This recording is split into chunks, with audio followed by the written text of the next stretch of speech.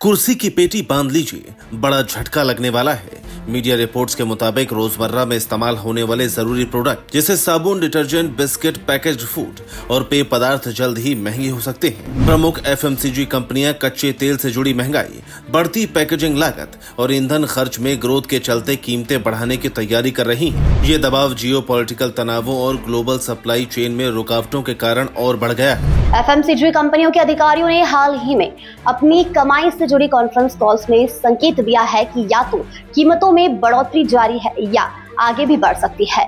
Company पहले ही लगभग 3% से 5% तक कीमतें बढ़ा चुकी है। ऐसी रिपोर्ट्स है कि कच्चे तेल से जुड़ी महंगाई, पैकेजिंग सामग्री और ईंधन लागत में बढ़ोतरी के बीच साबुन, डिटर्जेंट, बिस्किट, पैकेट बंद खाद्य पदार्थ और पेय उत्पादों की कीमतें बढ़ सकती हैं। एफएमसीजी कंपनियां बढ़ती लागत से मुनाफे पर पड़ रहे दबाव को कम करने के लिए सिलसिलेवार तरीके से दाम बढ़ाने की तैयारी में है। तरीका यह भी निकाला जा रहा है कि 5, 10 और 15 रुपए वाले छोटे पैक बाजार में बनाए रखने की कोशिश है ताकि बिक्री पर असर कम पड़े।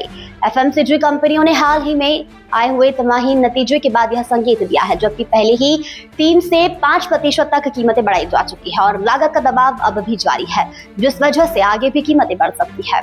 कंपनियों की दलील है कि पश्चिमी एशिया में जारी तनाव के कारण ग्लोबल सप्लाई चेन प्रभावित हुआ है, जिससे कच्चे माल, लॉजिस्टिक्स और पैकेजिंग की लागत बढ़ी है। रुपये में कमजोरी ने भी इस दबाव को बढ़ाया है। वैसे कमोबेश यही मजबूरी पेट्रोलियम कंपनियां भी जता रही हैं, क्योंकि वो एक तरफ ऊंचे दामों पर कच्चा तेल खरीद रही हैं, जबकि पिछले 10 हफ्ते से पेट्रोल, डीजल और रसोई गैस एलपीजी की बिक्री पुराने दामों पर ही कर रही है। इस कारण से उन्हें हर दिन करीब 1700 करोड़ रुपए का नुकसान हो रहा है। ऐसे में सूत्रों का कहना है कि पेट्रोल, डीजल में मूल्य वृद्धि लगभग जरूरी हो गई है, लेकिन ये बढ़ोतरी कितनी होगी और कब होगी, ये फैसला सरकार के स्तर पर ही लिया जाना है। अगर तेल के दाम बढ़ते हैं तो इसका सीधा असर एफएमसीजी सेक्टर पर भी पड़ेगा। Bureau report, P24 news.